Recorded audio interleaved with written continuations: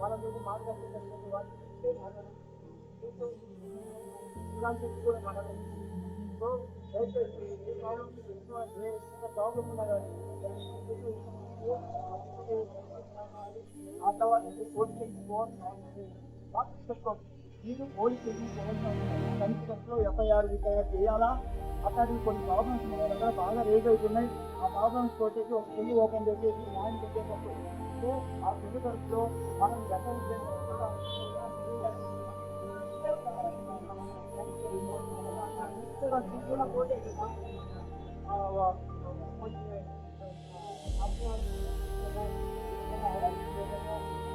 వాళ్ళు ఎవరో ఫోన్ చేసేసి మీరు వచ్చేసి చదువుకోకుండా ఉండాలంటే ఖచ్చితంగా వచ్చేసి ఆ తర్వాత మేము అన్యంత ఏదైనా కానీ రాకుండా దాన్ని చేసి ఆఫీస్లో మనం చూద్దాము.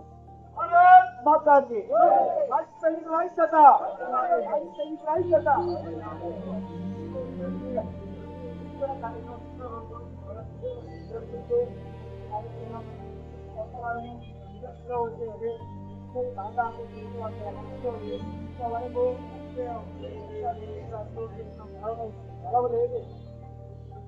వచ్చేసి రేపు మేము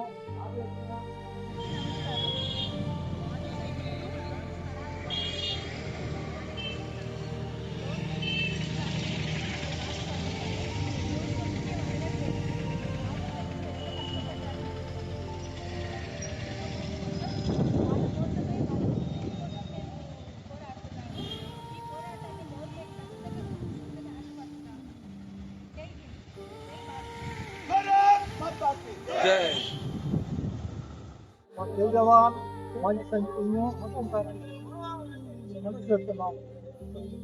ఈ ప్రాంతంలో మాజీ సైనికులు ఎక్కువగా సేవ చేస్తున్నారంటే గుంటూరు మార్కాపురం ప్రాంతం మాజీ సైనికులు సేవ చేసిన తర్వాత కూడా 20 సంవత్సరాల నుంచి 30 సంవత్సరాల వరకు మాజీ సైనికులు సేవ చేసి ఇంటికి వచ్చిన ఉండటానికి ఒక ఇంటి లేదండి. కుటుంబానికి ఎంత ఆశ్రయంగా ఊరు మాకు ఇల్లు లేకుండా ఏదో భూములు లేకుండా సరైన చదువులు లేకుండా పిల్లలకు ట్రైనింగ్ చేద్దామంటే సరైన రుణాలు లేకుండా చాలా ఇబ్బందులు పడుతున్నాం. ఈ ఇబ్బందులను అధిగమించుకోవాలంటే మీరు శాసనసభ్యులు గారు, జిల్లా అధికారులు, ఈ మాజీ సైనికులు సహాయ సహకారాలు అందించి మమ్మల్ని ఆదుకుంటారని పదే మనం చేస్తున్నాం.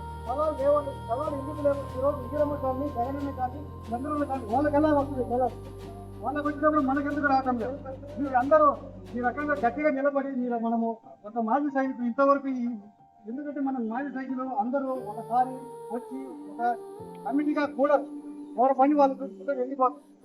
కానీ ఇంకైనా మళ్ళీ చెప్పుకొని మన హక్కులను మనం పోరాడుతున్నది అందరము మంచిగట్టుగా పోరాడి ఎంతవరకైనా సాధ్యమైనంత వరకు ఎక్కడికి పోదు. మనకు ఉద్యోగులు లేస్తే మనము పోరాడడం. మన కలెక్టర్ కాకుండా మన ఒంగోలు కాకుండా విజయవాడ అమరావతి ఎంతవరకు కానీ మనం పోరాడుకోకపోతే మన హక్కులు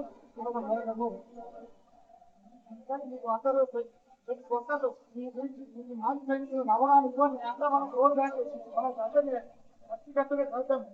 ఆ రోజు మహాత్మా గాంధీ అందరూ డోర్ చేయబట్టే ఈ రోజు మీరు స్వాతంత్రం వచ్చింది. అలాగనే మన మాజీ సైనికులు పూర్తయినా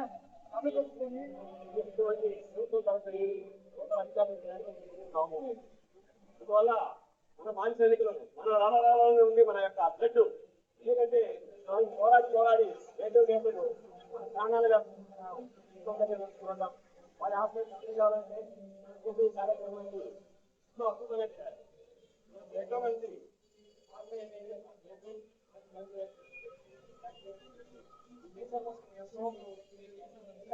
మన